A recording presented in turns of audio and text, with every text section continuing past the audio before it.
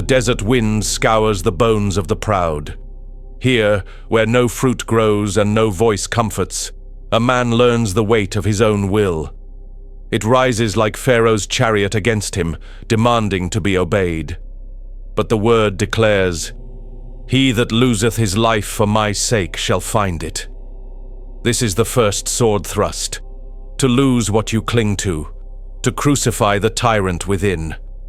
I have walked valleys where the fig tree bore no blossom, where the olive failed, where the vine yielded nothing. And still I heard the echo of Habakkuk. Yet I will rejoice in the Lord. I will joy in the God of my salvation.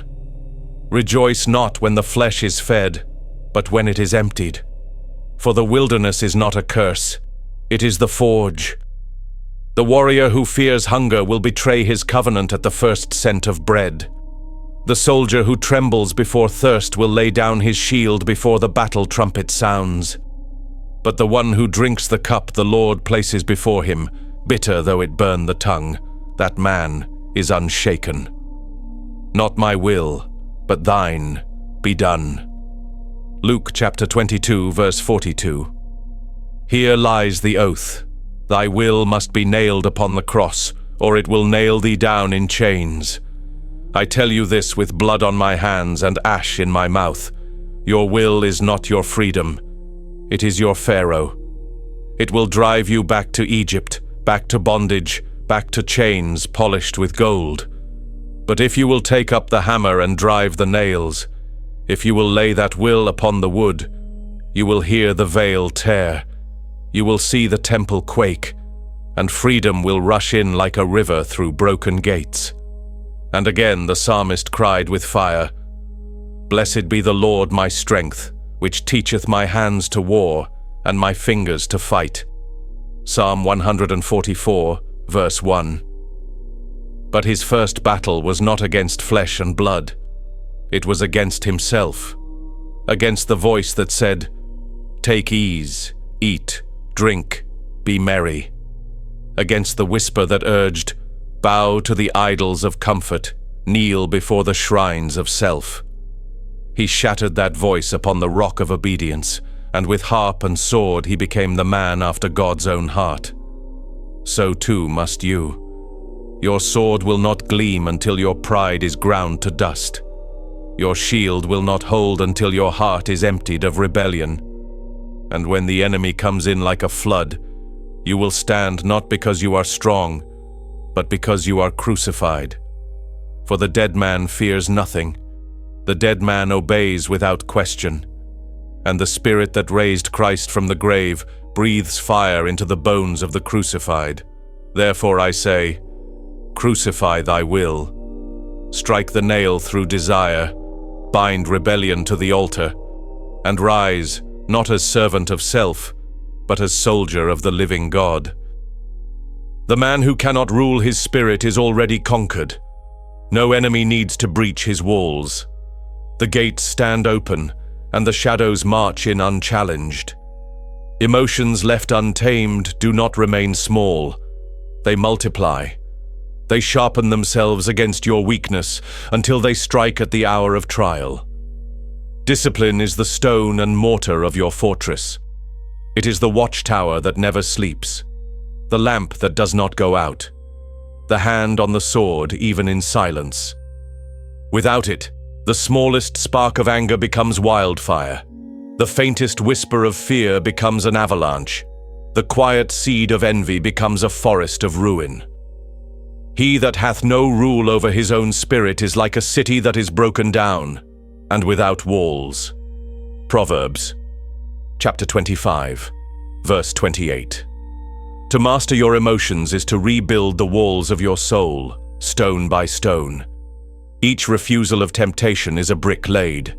Each prayer uttered instead of wrath is a gate reinforced.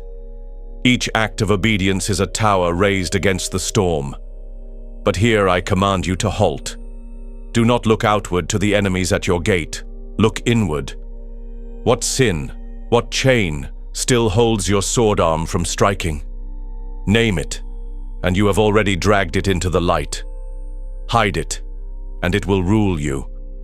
Every man carries chains, but only the disciplined drag them to the altar where they can be broken.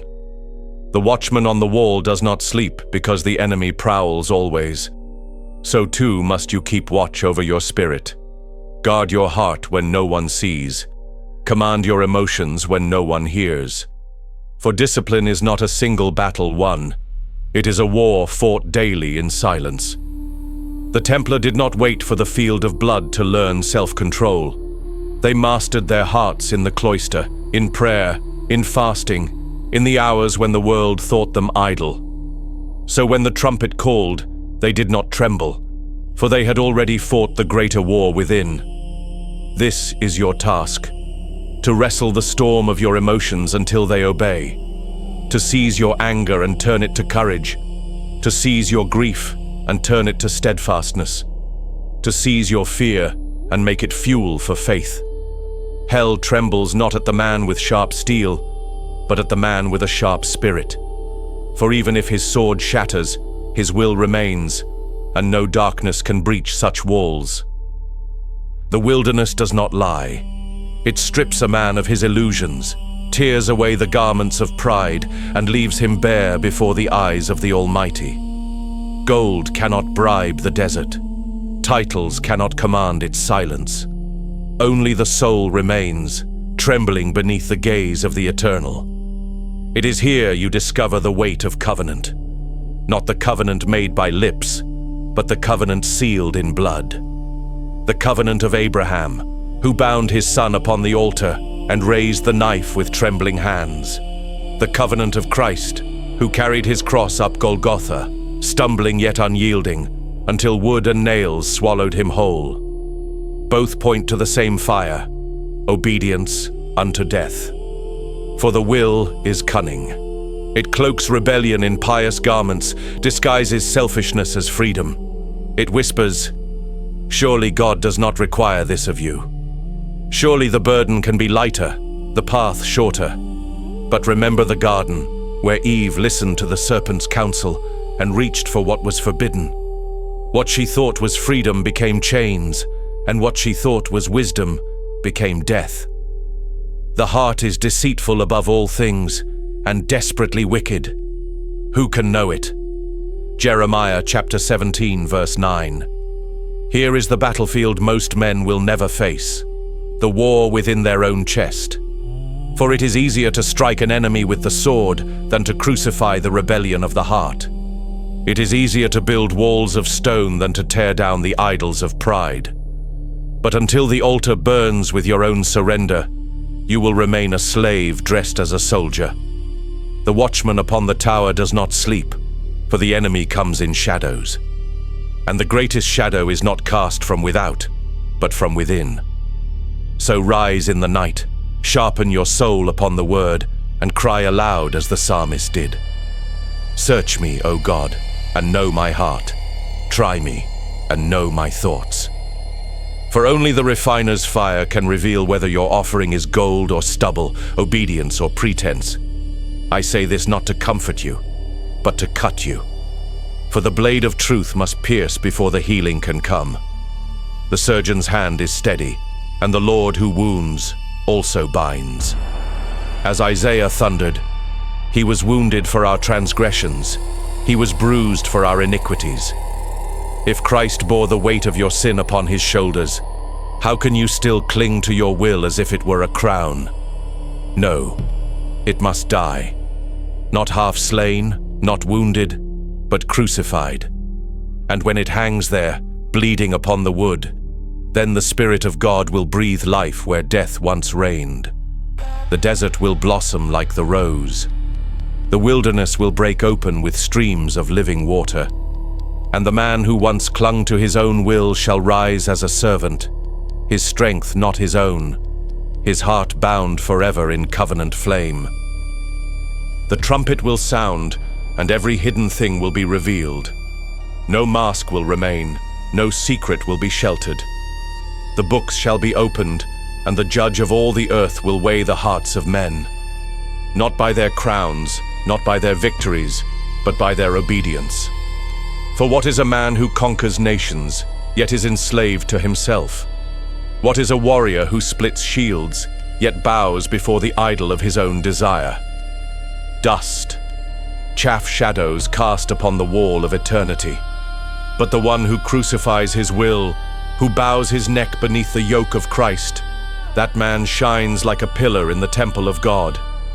Do not think this path is soft. The cross splinters, the nails tear, the blood stains. But there is no crown without the thorns, no resurrection without the grave. Did not Paul declare with fire, "I die daily"? And again, "I am crucified with Christ. Nevertheless I live, yet not I, but Christ liveth in me." This is not poetry. This is warfare.